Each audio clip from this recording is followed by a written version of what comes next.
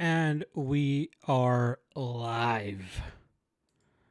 Maybe we'll put this one up. Yeah, that background looks better. Let's keep it a little classy. UFC 326 fight week. Tuesday of fight week. We got plenty of week to go yet, but this is usually my favorite stream because we get we get a little bit of discussion about this past weekend's card. Obviously, UFC Mexico, the big result being Brandon Moreno coming up short against vet or prospect Lonnie Kavanagh. A couple interesting fights on that card as well. I believe it was a better card overall than UFC Houston. On paper, UFC Houston seemed to be the better card, but there were some bangers on that UFC Mexico card, so can't be too mad at that.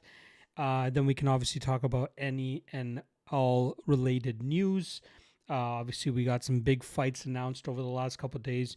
I was able to talk about the UFC 327 announcements on the Fight Day live chat, but I did not get to discuss Carlos Prates against Jack Della Maddalena being announced. I believe it was during the broadcast of UFC Mexico, so we haven't really gotten the chance to touch on that as of yet. Fun fight headlining obviously UFC Perth at the beginning of May. We also found out that UFC 328 will be going down in May. I think May 9th, I believe, is the date. And that's going down in Newark, New Jersey. So, decent location, and I'm sure they'll be able to put together a decent card for that. That will be the last pay-per-view before the UFC White House card. If I'm not mistaken, the White House card will also be a numbered event. So, again, based on what Dana said, after the UFC 327 matchups were announced, this week we should be getting some UFC Houston announcements. So, UFC White House announcements. So that's something to definitely keep an eye out for. But yeah, big UFC 326 one down this week, and it's very top heavy, right? We got a big main event, Max Blessed Holloway going up against Charles Oliveira, a rematch of a fight that took place in Saskatoon, Saskatchewan, of all places. That night, Max Holloway ended up coming up with a win due to an injury to Charles Oliveira. Very weird circumstance that played out there. That was their first, for both of them, it was a first UFC main event, and it only lasted about 100 seconds. I'd say about 99 seconds, a minute and 39.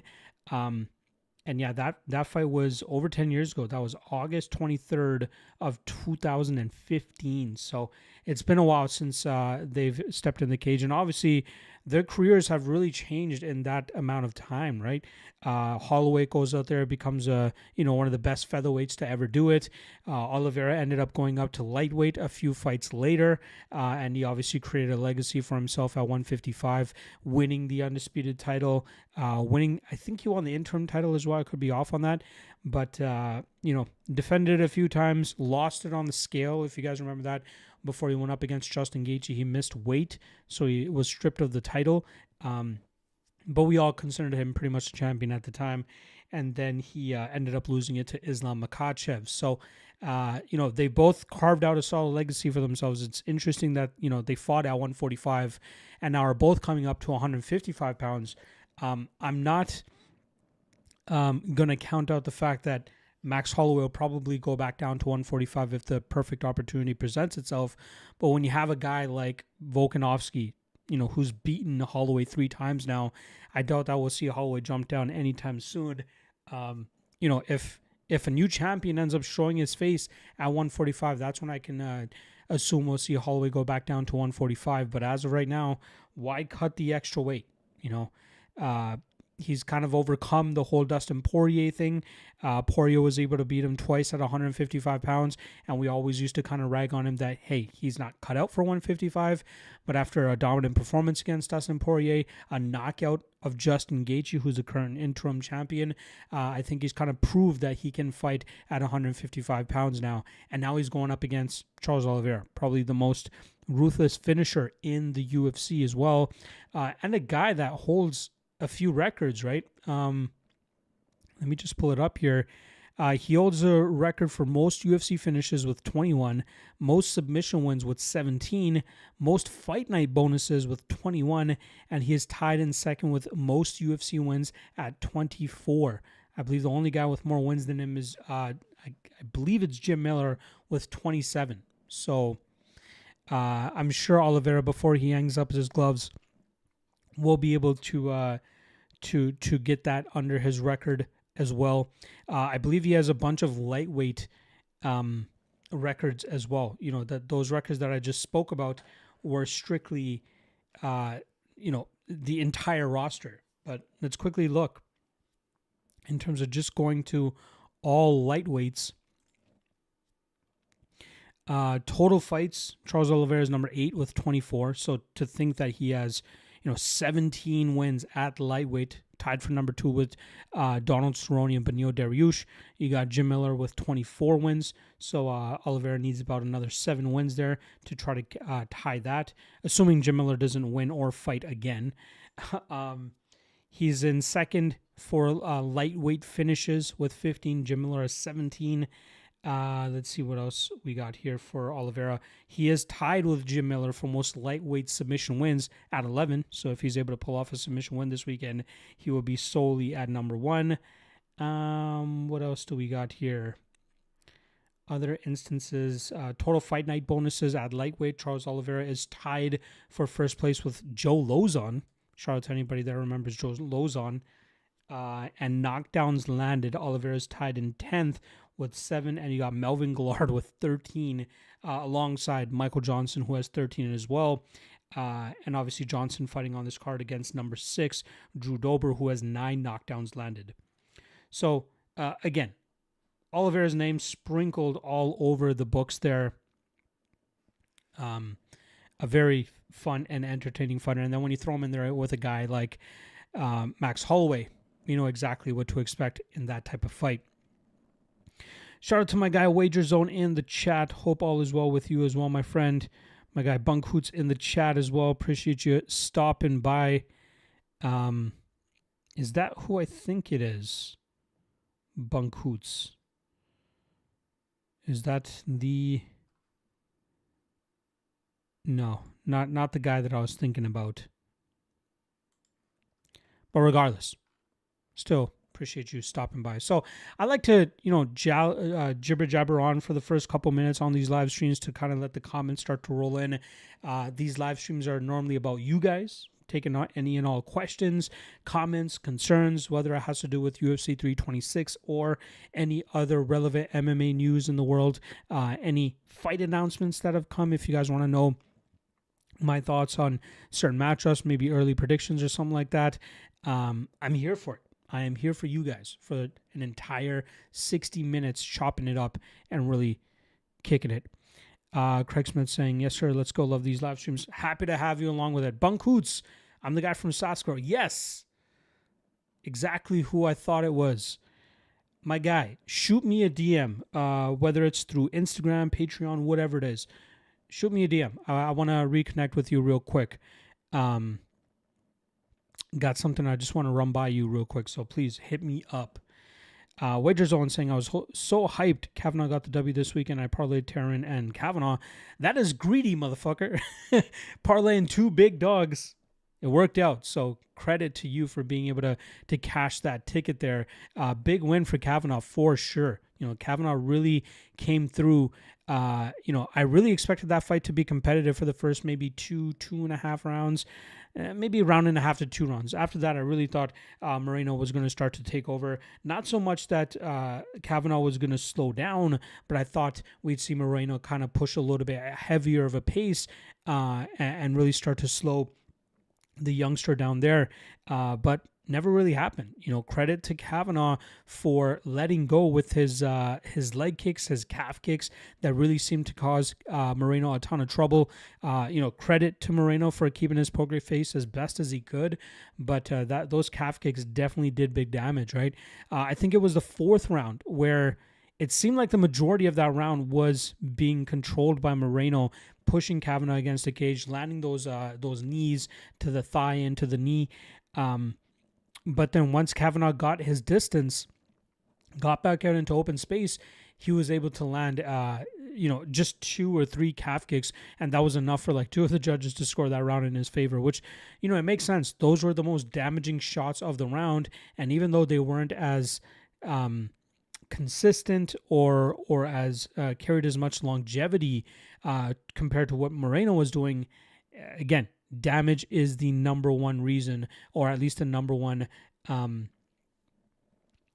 deciding factor, number one scoring criteria, and it was clear that Kavanagh was landing more damage there. What do you think about Charles and Max? Do you think it's simple as takedown or bust for Charles? No, I don't think it's takedown or bust. Anybody saying that it's takedown or bust, I think is very much off, right? Charles has improved his striking game immensely. Right, we saw it on display against Michael Chandler over 25 minutes. Very nasty kicks, good Muay Thai, very aggressive with it too. That usually helps him parlay his grappling game behind it. But even if he's just forced to strike with Max Holloway, there is a case that his knees, elbows, and kicks could help sway some rounds in his favor, especially if he's able to bust up Max. And, we know the scar tissue that Max normally carries as well. That could work against him here against a lethal striker like Charles. So still close. It's hard to muster up that confidence on Max at minus 225 because of the threats that Oliveira presents. So, yeah, definitely not takedown or bust, but good question there. Wager Zone saying, to be honest, I had Kavanagh via KO in the second, got close. Yeah, he did hurt him very badly. Very, very, very close to cash that as well. So, good look there for sure. You seems like you had the read on that fight. Old man, happy to see you in the chat here saying, if I want to play Luke Fernandez, is it even worth playing the KO over the money line? I'm going to be honest. I could be wrong here, but I don't really understand all the love on Luke Fernandez. Sure, his undefeated record looks impressive. He looks like a guy that could have some success in the UFC, but Bellator is his toughest challenge to date. Who has Fernandez really beat? The guy that he beat on the Contender Series was absolute dog shit. He had to go to his grappling to beat Christian Edwards, I believe was the guy's name, who was his toughest opponent to date. And before that, he was going out there and knocking dudes out left and right, but he was more of a grappler before turning pro. Luckily, he's had some matchups where he was the better striker and he was able to get the knockout. And it's possible that he could clip Bellator here as well, but I feel like people are kind of overvaluing how good that guy actually is. I could be wrong. But I think Bellator is...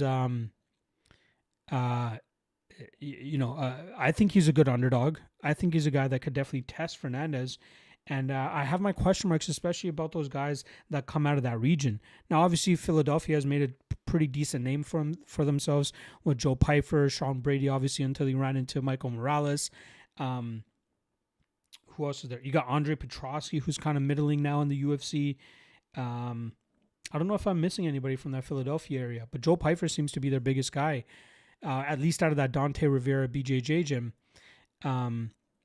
But yeah, I don't get the hype on Fernandez. Sure, his undefeated record looks great, but it's easy to go undefeated in that CFFC scene because they don't really have the toughest level of competition to put these up and to put these guys against. And to be honest, I'd like to see the statistics on it. I'm kind of talking out my ass here, but I would like to see what the record of CFFC champions or even CFFC veterans are in the UFC, outside of Joe Pyfer. He seems to be the anomaly there. So yeah, I know I just kind of went on a rant there talking about my questioning of Luke Fernandez, but I was surprised at the amount of comments that I got on my breakdown where people were just like, hey, why are you picking Bellator? Right? And I'm not a big Bellator guy. This is just more so recognizing that this is the toughest challenge in Fernandez's career. It's also his UFC debut.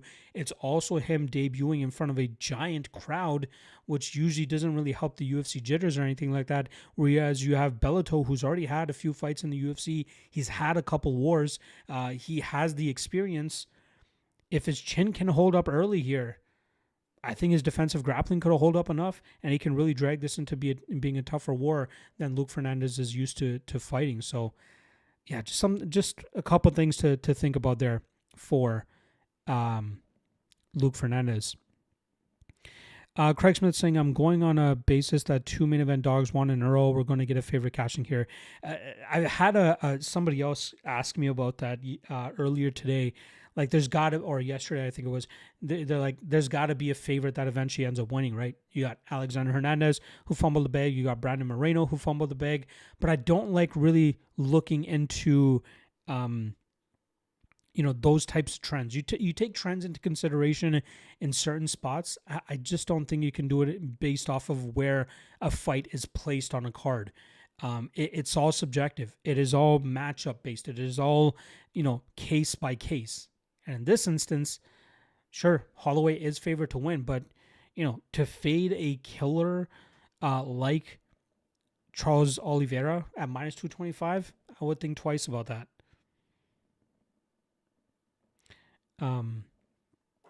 Yeah. Wager Zone saying, yeah, I agree. I got max 20, but minus 200 I think is too wide. I agree with that. I'm on a main event heater right now. I had Gaethje, Volk, Bautista, Strickland, and Kavanagh. Love your page, man. Been a fan for a while. You're one of the people who inspired me to start my page or to do my page. Thank you. No problem, man. Whenever I can help, the newer guys in the space, I'll do it to a certain extent. I obviously, I've been a little bit apprehensive in terms of getting close to people in the community again. But again, if you guys are kind of just starting off, I don't mind offering up some words of encouragement, some advice, some tips. But there's only so far I'll go for certain people. But I do appreciate all the love and support that you guys often show me. Bunkoots saying, you going to UFC Winnipeg? I don't know. I think tickets go on sale this weekend, right? I'll see what the ticket prices are like. I don't know. With the main event of Mike Malott and Gilbert Burns, I'm not really too psyched to go out to Winnipeg for a fight like that. And then we obviously know the rest of the card is going to be filled out with the usual Canadian suspects. So it doesn't really mean that it's going to be a great card by any means. But there is nothing like a UFC live fight, right? The atmosphere is obviously usually pretty dope. Even though the name value isn't there for Malott and Gilbert Burns, the entertainment value is, right? Both guys are quite entertaining fighters. The way that they compete and how they kind of clash with their styles could really put together a fun fight. So that's something that I'll definitely take into consideration. I'll see what ticket prices are like and if it's worth it, but I don't know, man. I don't know. Do I really care to go to Winnipeg either? That's another thing. Sukman Gill. Gida. Does Luke Fernandez knock Bellator out in the first round? According to my comments on my full card breakdown that I dropped yesterday, and according to, a few people that I'm seeing out there, apparently he does. I don't know. I have a big amount of skepticism on Luke Fernandez. I don't know if his 15-second knockout on the Contender Series is what's pushing a lot of people to say that, hey, he's going to get the knockout. But I don't know. I really don't know. I think this is going to be his toughest challenge, and if Bellator's durability holds up, this will be the toughest fight in Fernandez's career, bar none. And I think also people, if they're just looking at that 15-second knockout that he had on the Contender Series, that guy was absolute dog shit. That guy sucked, the guy that he fought. He was arguably the worst fighter they've ever had on the Contender Series in its history. So don't just go off of that fight. The last time he fought another guy that maybe had as good, if not better, of a striking game than him, he chose to go back to his grappling roots and look to grapple him in Christian Edwards. I don't remember what the guy's name was off the top of my head, but he chose to go to his grappling and look to clinch. So again, if Bellator can eat those first few shots and obviously throw with heat in return, could be tough. Again, I don't get the love on Fernandez. I might be wrong. But I think twice about taking minus 225 on a newcomer who hasn't really been tested, in my opinion. Fisherman D-Rock saying Luke has a good enough money line. I don't know, man. I personally think it's a little bit wide. And again, I am usually skeptical of certain favorites. I'm a little bit more cautious than most people are. People usually like to just go out there and parlay these types of favorites and just hope they end up getting the win. But I like to put a little bit of apprehension there. I prefer straight bets rather than parlaying bets. Whereas people who like to parlay are a little bit more frugal in terms of the legs that they put into their parlays. So again, I just like to be overcautious, and that's where my caution comes with Fernandez. First UFC fight in front of a big crowd. Toughest challenge to date. Are we comfortable playing that minus 225? Bunkhoot saying, yeah, for sure, not the best, but still fun, right, bro? I like Gilbert. Like Gilbert, his Hamzat. Yeah, who likes him? Winnipeg. Yeah, exactly. Nobody wants to go. Yeah, Gilbert, his fight with Hamzat was pretty crazy too. Yeah, I'll see. I don't think the entirety of the card has been announced as of yet, even though the card is about a month and a half away. Let me see what the Winnipeg card actually looks like right now. Gilbert Burns.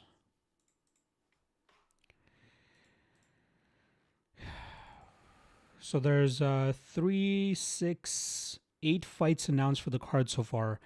Gilbert Burns versus Mike Malott. Okay.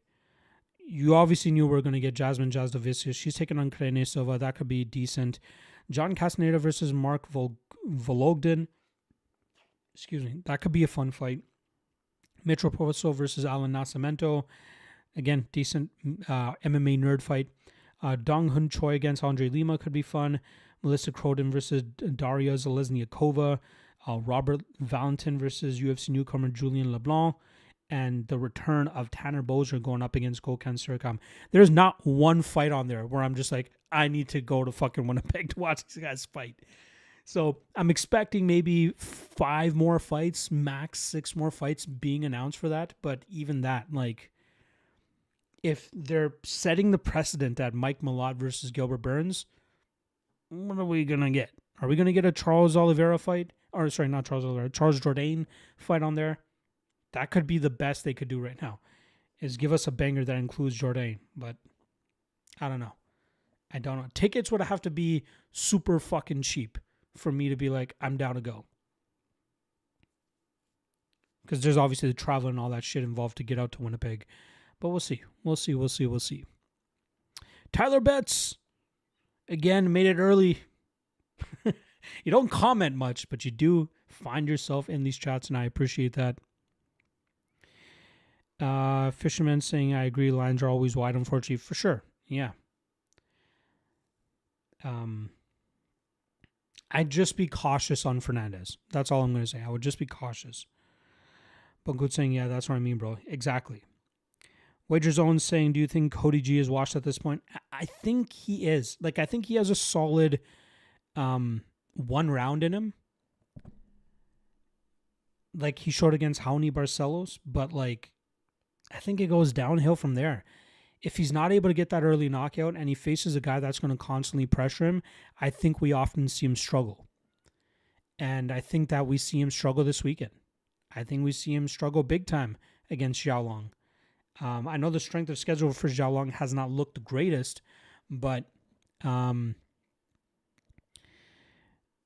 still, the pressure, like if he comes in and fights like he fought Kwang Lee, who arguably could be at a better form in his career than Cody Garbrandt currently is, then I think Xiaolong walks through him and eventually knocks him out. So I don't mind Xiaolong at minus 145. I think that's a decent enough line to shoot on. And I would not, I promised myself I would not trust Cody Garbrandt after that shit performance he had against Barcelos. And I know Barcelos is great. He's a good fighter. But I feel like Xiaolong can present similar threats, with the pressure. Maybe throwing with a little bit more power. He has a good enough defensive grappling game in case we see Garbrandt look to take the fight to the ground. So as long as Xiaolong's durability holds up, especially in that first round, he should be able to put the pressure on Garbrandt and eventually get him out of there. So come on. Also come in. Happy to see another Punjabi in here.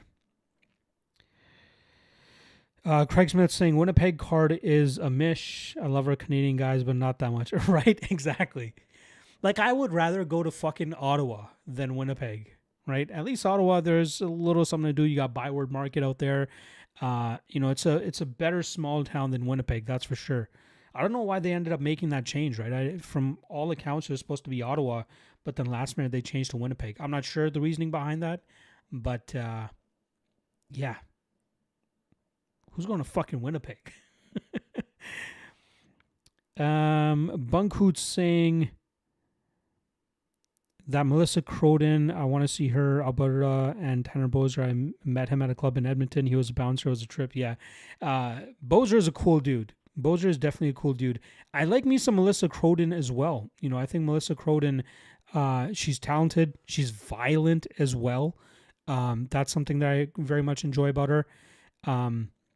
That's a very winnable fight, and a fight that she probably might end up finding herself as a pretty big favorite. So, yeah.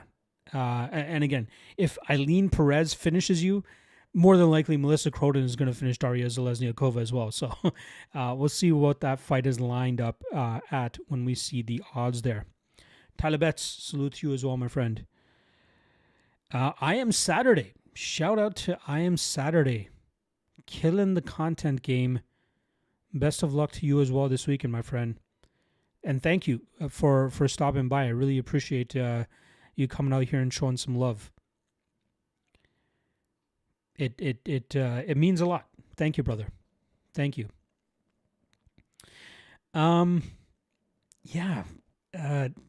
This card this weekend, I'm really only amped for the main event. There's not much else on the card that really gets me fired up.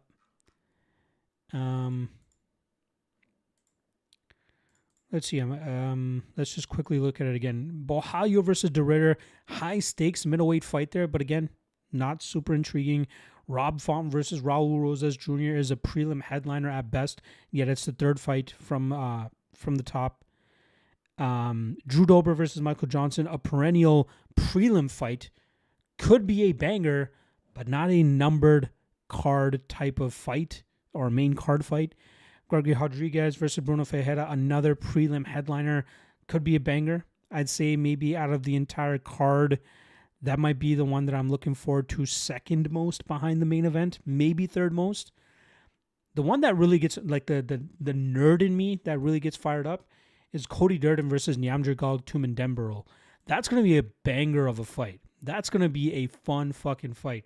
The way Durden brings it, even when he can't get to his wrestling game, which is something I think he's going to try to implement here against Tumendemberl, although I don't think it's going to be all that successful.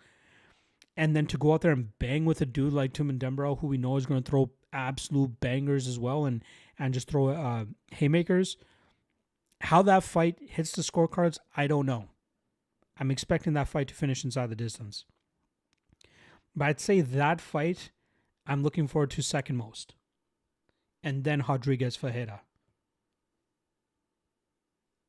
But yeah, like, there are intriguing names on the card. Don't get me wrong, but it just feels like it's missing that zest, right? It's just missing. It's missing what UFC 327 has. UFC 327 is a proper main card, a pay-per-view type main card as well, right? That's a card where, Yuri Prochazka, Carlos Ulberg, vacant world light heavyweight title there. Joshua Van versus Tatsuro Taira. That's a hardcore, main event for the hardcore MMA fans, or even co-main event, I should say. Dominic Reyes versus Johnny Walker. Solid pay-per-view main card fight. Curtis Blades against Josh Hockett. Hockett has a bit of a, rocket strapped to his back. UFC is treating him that way by putting him up against a guy like Curtis Blades. Benio Dariush versus Manuel Torres. I don't know why they're doing my guy Benio Dariush like that, but that's a main card worthy fight for a numbered card. And then even the prelims, bangers of prelims. You could have taken one or two of these fights from the prelims and just injected it into 326, and it would just be that much better. Heck, take Cub Swanson versus Nate Landwehr, throw that on UFC 326. I'm happy with that. And that's a fight that I expected to be on the main card of this 327 card, but it looks like it's going to be on the prelims. But you want to get a crowd jacked up during the main card, you put Cub Swanson versus Nate Landwehr on there. Take out Dariush versus Torres, or even take out Blades versus Hockett and throw in Swanson versus Landwehr. There is nobody that's going to complain about that. Bunkhoot's saying Dante Johnson, I want to see him fight. Yeah, he's kind of fun. Explosive, big power. I think Brundage could definitely make this a little bit tougher than people are expecting it to. I'm not saying that Brundage will pull off the upset, but I think that we'll see this, similar to the Bo Nickel fight. We saw Bo Nickel have to go into the second round to get the dub there. Johnson might have to face some adversity to try to get the win. The over 1.5 is something that I'm interested in for sure. Big plus money there. Bunko's saying, but Cody could just get punched in the back of that. Yeah, that too, right? Good Lord, how horrible. Was that 2 fights in a row? Was the Abdul Razak Al Hassan fight and the Jacob Malkoun fight? Good Lord, that was horrible. Horrible, horrible, horrible. Old man saying, I actually doubt Dante gets him out round 1. I think it's round 2 or decision. Yeah, I'm thinking, just like Bunkhoot's, I'm thinking round 2 or round 3. For sure. That's why the over 1.5. Last time I checked, it was plus 150, but we'll see where it's sitting at now. But any plus money on that over, I think, is a decent spot. Even if you could just get like fight to start round 2 at plus 100 or something better like that, I think that's a damn good spot. Old man saying, doubt he'll have the cardio to get in round 3. I don't think Johnson's cardio is horrible. It just depends on how the fight plays out, right? It's going to depend on the pace it's fought at, how much resistance Brundage is actually putting together, how much wrestling could be involved, right? That's why we saw Johnson look fine in the second round against Cedricus Dumas, because Dumas was trying to wrestle him, and Johnson seemed like he was expending almost no energy defending and just waited for his opportunity to finally get into the driver's seat of that fight. So he could have the cardio. It just depends on how active that first round ends up being. I am sorry saying Krimler to do that to Dariush. Yeah. How do you watch him get chinned by Benoit Saint-Denis in 15 seconds or whatever the fuck it was, and then be like, you know what? Let's give him Manuel Torres. Let's give him a guy that could probably knock him out in 10 seconds. And Benny, who the fuck is your manager, dude? Who the fuck is advising you to go out there and fight a guy like Manuel Torres after you just got chinned by Benoit Saint-Denis, right? Saint-Denis, decent striker, probably has good enough knockout power, but if that's what puts you out, I can only imagine what Manuel Torres will do. Manuel Torres could probably just go, and Dariush is just going to lights up, staring up at the lights. And this is coming from a guy that went deep on Beneil Dariush against Benoit Saint-Denis. Dariush, when his durability is intact, is one of the toughest challenges in the lightweight division, especially when he was at his best, right? What he was able to do against Mateusz Gamrot, what he did against Diego Ferreira. I don't know what the other fights are that are escaping me right now, but he was always one of those guys that was tough to get a good position against. That's why I wish that we saw the Benoit Saint-Denis fight play out a little bit longer. I wanted to see Benoit try to get a dominant position against Dariush, and I didn't think it would have worked out. I didn't think it would have worked out well for Benoit. I thought, by the second round, halfway through the second round, we would see Benoit start to slow, and we would see Dariush really put the pressure on him and get him out of there. But his chin's not there anymore, man. His chin is with Jesus, apparently. It's going to hurt me. It's going to hurt me so much to see Dariush go out the way that I'm expecting Torres to put him away. Wager Zone saying, I like how humble Dante is. Yeah, he looks very grateful and thankful for the position that he's in. Seems smart too, right? Like, he fought his the most of his pro career at heavyweight and light heavyweight, knowing he could probably dust pretty much everyone he came across, which he did, and then realized, once I get to the UFC, I got to take things a little bit more seriously, get down to 185 pounds, and that's what he did for his debut. It didn't seem like he had to cut a whole lot of weight to make it to 185 either. So I don't think he will turn into like a championship level fighter, but I think he's a guy that could possibly hold on to a roster spot for a few years here. And I think Brundage, as much shit as Brundage gets, this is a good enough step up in competition for Dante Johnson to see where he's really at. Dariush is one of the best fighters skill-wise. His chin is just non-existent. Yeah. You nailed it on the head. Such a good fighter. And it's such a bummer that he never ended up getting a title shot.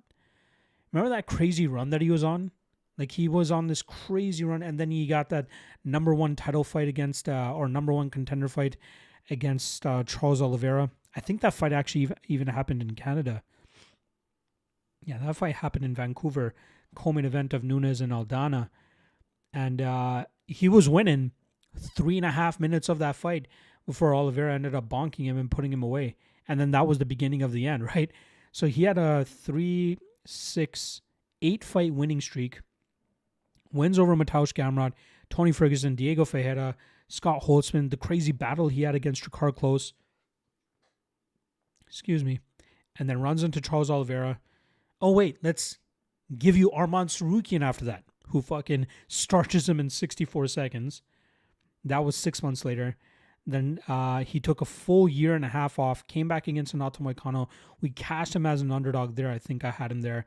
I felt that was a very easy matchup for him, especially if his durability held up, and that's exactly what we got. And then 5 months later, gets left hook chinned by Benoit Saint-Denis in 16 seconds. Ugh. Makes me sick.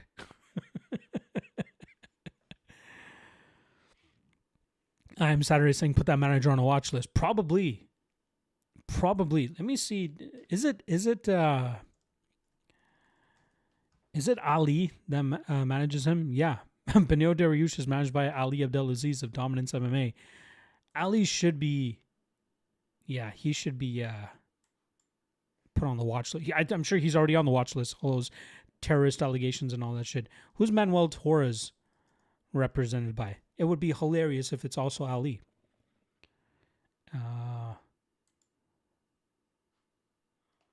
Manuel Torres' manager. Who is it?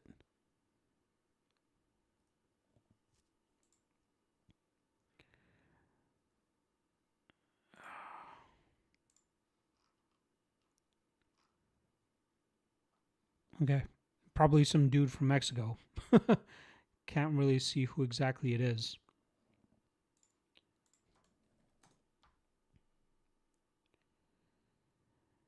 Is managed by Caesar. So yeah. Old man saying under 60 seconds for Manuel. How about under 20 seconds?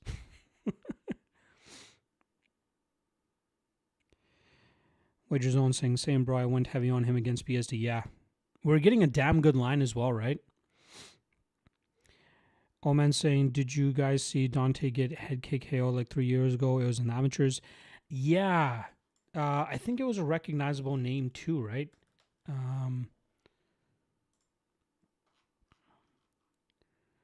Oh, no, never mind. Deontay Moses Jr. It was a part of APFC 5, Anthony Pettis FC. Head kick and hammer fist 2.5 minutes into that fight. Yeah, rough. But he's bounced back pretty well. 8 straight wins, including 7 of them being pro. Got to the UFC.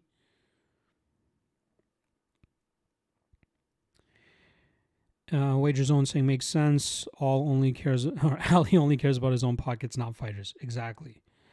I'm sorry, saying no way. The irony. Had no idea it was Ali on God. That's why I just took a wild fucking guess and ended up being right. So there you go. Ali, just trying to get that bag. Like, they couldn't have given him an easier opponent.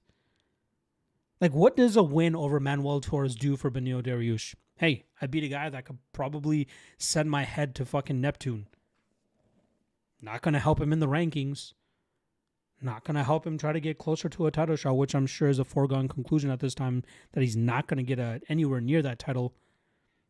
And he's getting up there in age, right? Like, isn't he like 38 now? 36. I'm getting ahead of myself. He's 2 months away from turning 37, so there's that as well. Yeah, Beneil Dariush is one of the bigger what ifs.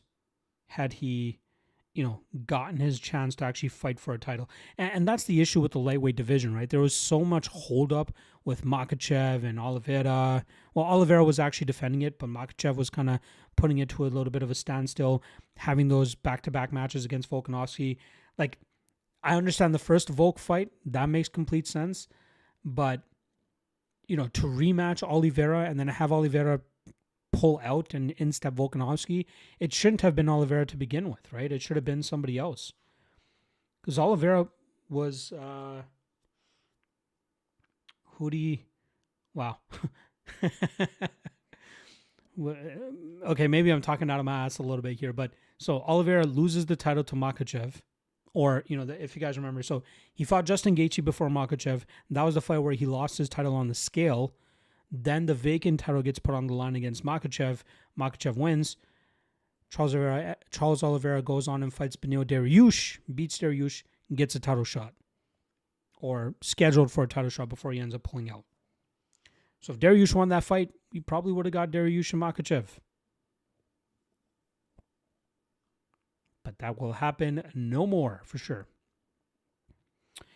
Wager Zone saying, what's the biggest surprise / upset that's happened so far for you in 2026? Good question. Let's see. We'll stick with the UFC. Actually, scrap that. I'd say the biggest and most surprising upset this year for me will be Shamil Musayev losing to Ramazan Kuramagomedov. Now, I was tied heavily to the under 2.5 there because I thought Musayev was going to starch him. And I did have some Musayev parlayed as well. And I still haven't watched that fight. I have not watched. I've refused to watch that fight. I forgot what I was doing when that fight was going on. But that one was surprising. I felt stylistically it was the perfect fight for Musayev. We saw him showcase great takedown defense in prior matchups and then absolutely starch dudes on the feet. Yet from what I could gather, Kuramagomedov just put the pressure on him right away and never let him breathe, and Musayev was unable to get uncomfortable. So even if Kuramagomedov took that approach, I expected him to slow down because he usually doesn't have that good of a cardio game. And that's where I expected Musayev to for sure take over if that happened. But apparently that didn't happen either. So, yeah, I'd say that was probably the most surprising result. And I don't know if I'll watch the fight. Maybe whenever Musayev fights again, or if Kuramagomedov fights again, obviously I'm going to have to study that fight to do a breakdown for it. But I refuse to watch that fight unless I really need to, because that was one of the more surprising outcomes as well.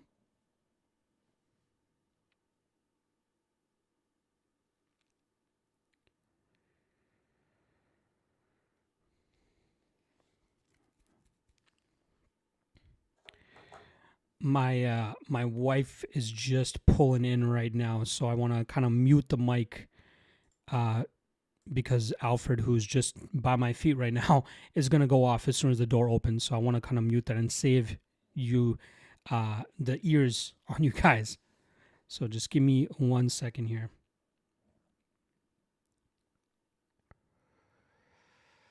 You know what? I'll just keep talking until I hear her open the door, and then if you guys hear me go mute, you'll know why.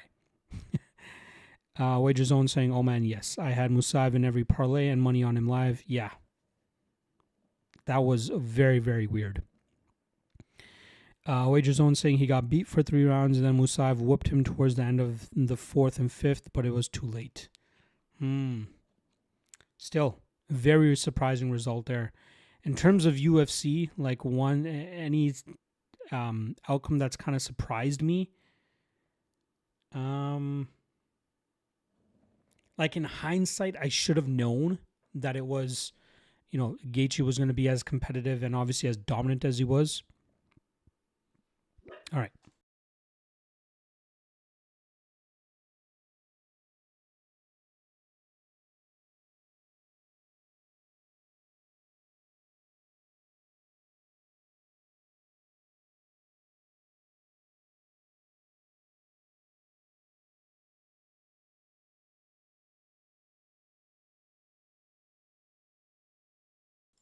And there we go. All right. Now we got that out of the way. Still got about just under 15 or so minutes with you guys. But yeah, getting back to that question, if we're going to talk just UFC, I think the Gaethje one was a little bit surprising to me, but in hindsight, it shouldn't have been. I'd say, again, I expected Kavanagh to be competitive. But I really thought he would start to fall off in the main event rounds there. What has been the biggest statistical upset in 2026 so far in the UFC? Let me just see if I can quickly skim these cards and see if we can figure that out. We've had 5 events so far. So Gaethje was plus 200 according to Tapology. Obviously, it doesn't really take into account line movement all that much. I know Alex Perez was a bit of a dog too, but obviously not that big. So far, Gaethje at plus 200.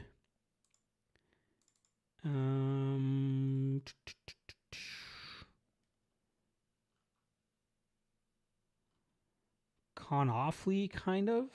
He was plus 190 over Ija. Lawrence Liu was a big dog against Sulang Rengbao. He was plus 230, so I guess he's been the biggest dog over the first 2 events.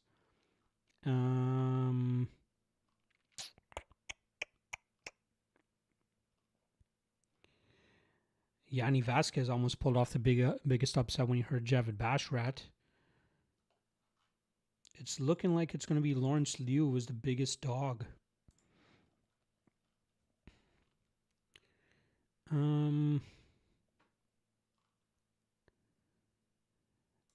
Jordan Levitt, plus 330, so maybe Jordan Levitt, biggest dog. Yeah. Looks like Jordan Levitt probably the biggest underdog to win on the UFC card this year. Yeah, good point. I wasn't that surprised that he won, but I did have Del Valle. Yeah. Again, I know there was a bunch of tweets and all that shit that came out about investigate Isaac Delgarian or throw the book at Delgarian after seeing what Del Valle looked like. And it's hard not to think that, right? When you got a guy who's usually as dominant of a grappler as Delgarian is, and for him to have no success against Del Valle, and that's what Jordan Levitt was able to do, surprising. I think my biggest surprise was Perez knocking Johnson out in the first round, or Medic knocking out Neal that fast. Yeah. Statistically speaking, obviously there were bigger upsets, but I had Perez. But even I can say that I don't think I expected him to knock Johnson out, especially not that fast. And in hindsight, I really like Neal in that fight. But on fight day, I start to realize there is that chance that Medic could clip him. So I took some under in that as well. I think I took the under 1.5 there.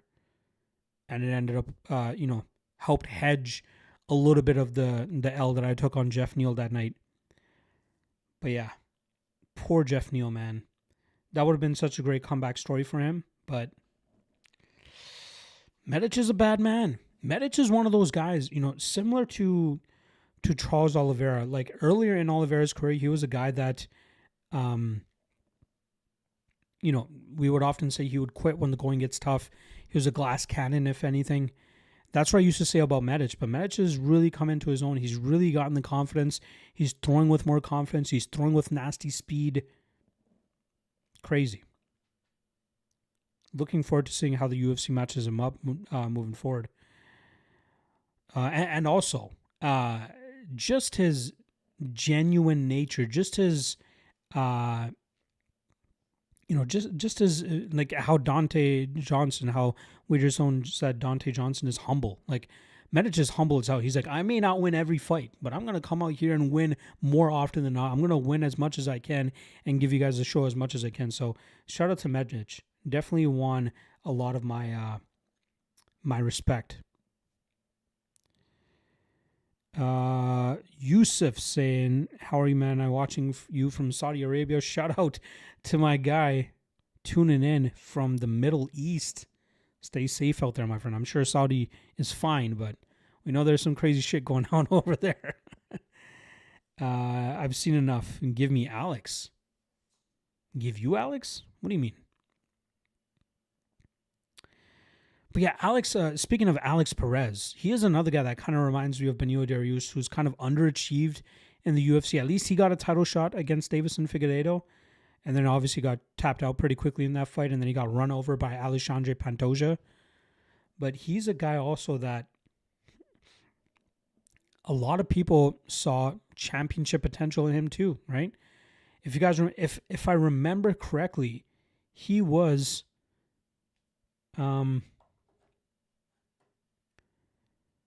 he was a favorite over Joseph Benavidez when Alex Perez was on the way up, and then I think Benavidez finished him.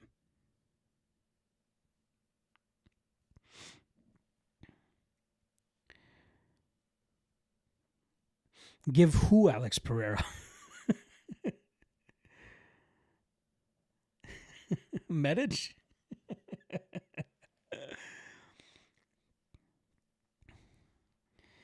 Also, another fighter that I feel like is not being talked about as much, and she's kind of just stayed stagnant in the UFC. Alexia Thainara. Originally scheduled to fight Stephanie Luciano on March 28th at UFC Seattle. She now fights Bruna Brasil, who's coming off that loss to Ketlin Souza. But Alexia Thainara is a fighter that I believe has championship potential and a fighter that will eventually fight for the title. She's 13-1. Funny enough, her only loss actually came to Bruna Brasil back in that fight's almost 6 years ago, 6.5 years ago, where she got guillotined in the third round of that fight. But obviously both women improved since then. I'd say Thainara has improved much, much more than Brasil. So I don't hate this fight for Thainara. Kind of keeps her a little bit stagnant, but it's a way for her to win that one fight that she lost. And again, dominant wins over Rose Conceição, who was the LFA champion at the time on the Contender Series. Absolutely mollywopped Molly McCann, submitting her in the first round. Had a great performance against Loma Lukbunmi back in September. Now she's taken on Bruna Brasil. Luckily, she's still young, right? She's 28 years old, so she's still getting into her prime or damn near close to it. Yeah, I like Thainara a lot. I think that she has a ton of potential and a fighter that will eventually be able to fight for that title. Her grappling is high level. Her striking is definitely getting up there as well. I believe she's a close training partner of Amanda Hebos, so she came up with her as well. But yeah, she's a very fun fighter. Wager Zone wants to give Uroš Medic to Alex Pereira. Your jokes, bro. You are absolutely hilarious.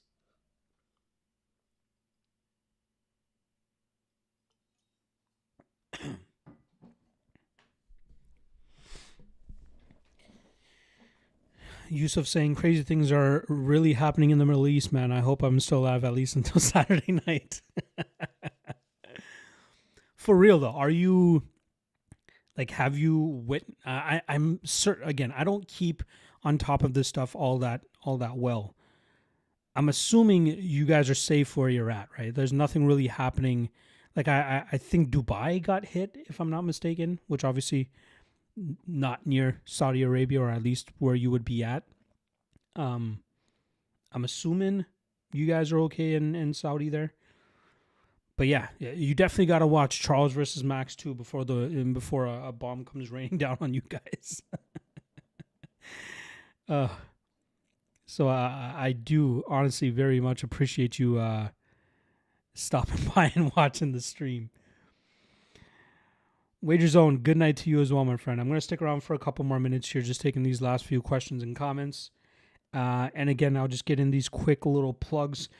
Tomorrow, I'll be dropping my quick picks version of the UFC 328 or 326 breakdowns.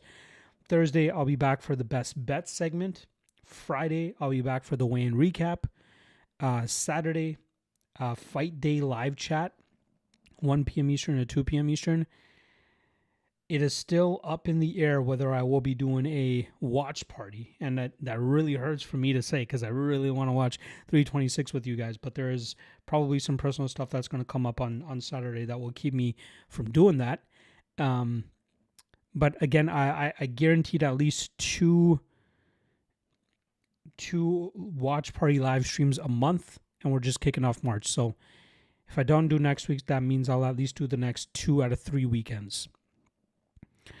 Torn Brown, appreciate you stopping by here, my friend. I know the show is about to end more than likely. Yes, I'll be wrapping things up in a few minutes here. So you're welcome to drop any question that you may have that you want me to answer, or any comments or anything like that.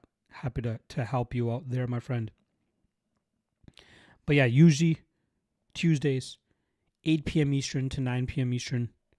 By the way, we got a time change next week, so don't get caught slipping there, folks. But I'll still be sticking with the 8 p.m. Eastern to 9 p.m. Eastern, no matter where you're at in the world. And then Saturdays, Fight Day Live Chat on UFC Fight Days, 1 p.m. Eastern to 2 p.m. Eastern. Trust me, I really miss talking to you guys as much as I have, so I've very much enjoyed the last 2 months of just getting back into the live streaming game and connecting with all you guys again.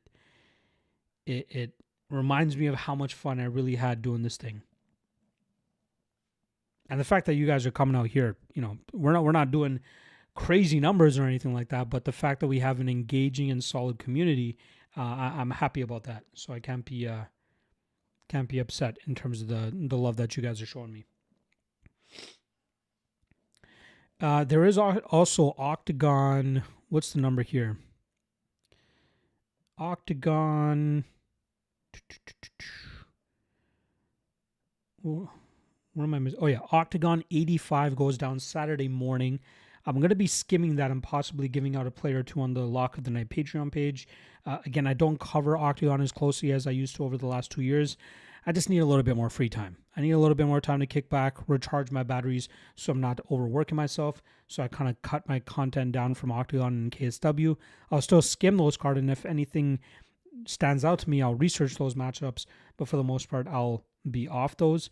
But then the following week, next week, March 13th, 14th weekend, we got 4 total events we're going to be covering. So I'll have 3 Legacy Warrior podcasts dropping. That's going to be for Cage Warriors 201 and LFA 228, which go down March 13th. That's the Friday. And then Cage Warriors 202 goes down March 14th. And UFC Vegas 114 goes down that evening. So I'll be covering all 4 of those cards for you guys on the YouTube page as well. My guy Torn Brown here is saying, I don't think Oliveira Holloway is a mismatch on the feet. It's things Charles could do. I think Charles should use his leg kicks and teeps to disrupt Max Holloway's rhythm. I agree. I absolutely agree. Anybody trying to tell you that this fight is a mismatch on the feet is out of their mind. Oliveira has absolutely improved his striking game. His Muay Thai is nasty. His leg kicks are definitely going to cause Holloway some problems. Nasty elbows, nasty in the clinch. Yeah, he is. He can make this very competitive, even if he doesn't get the takedown. So, yeah, that's why it's hard for me to get behind a Holloway at minus 225. The fight's going to play out closer than that. I'm still picking Max to win. Don't get me wrong, but Charles will definitely make this fight a lot closer than that. So maybe I'll wait and see if we get some late line movement during the week. But I would rather just sit back and watch it as a fan than have any issues there. Streamer Short saying, love the videos, bro. Is this your full-time gig? Would be the dream. It is. I do pretty much this thing for full-time, doing these YouTube videos, doing these breakdowns, as well as running the MMA Fight Archive. It takes up pretty much all my time. And luckily, I'm able to do this thing full-time, so I can dedicate all that time to it. Torm Brown saying Charles has power on the feet too. I can see him hurting Max. Possible. Here's the other thing though. With Charles's Muay Thai and some of his elbows and knees that he can land, we know Max Holloway has some scar tissue, and if you hit it in the right way, you could definitely bloody him up. And we know blood will often play into the judges' eyes in terms of how they score rounds, and that could be a difference maker too. And if Charles hurts Max, he's going to swarm him and he won't let Max off the hook. It's possible. I'm going to be honest. I'd be kind of surprised if Charles wobbles or drops. He might be able to wobble him. He might be able to rock him, but I'd be surprised if he drops Max. I'd be very surprised if he records a knockdown here. I think more so he could bloody Max up. That's absolutely possible. I know Charles is going to come out pressuring Max for sure. We'll see how he stands up to the output that's going to be coming back his way. That's what makes this fight so fucking intriguing. I cannot wait for it. All right, I'm going to have to wrap this bad boy up. Appreciate everybody that's jumped in here. Make sure you guys hit that subscribe if you haven't already. Help your boy reach 10,000 subscribers before the ending of the year. We're so close to 9,500. I'm sure we can get 500 more over the next 9 months about 9 months or so. Almost couldn't math for a second there. So hit that subscribe if you haven't already. It would mean a ton to me and would be a huge feather in my cap if I can get that 10,000 subscriber mark. And you guys will be a big reason behind that as well. All right. Again, I'll be going live next time, Friday, 1 p.m. Eastern to 2 p.m. Eastern. Looking forward to catching you guys then. Make sure you guys enjoy the rest of the content that I'm going to drop throughout the week. And yeah, I'll see you guys Saturday. Peace out.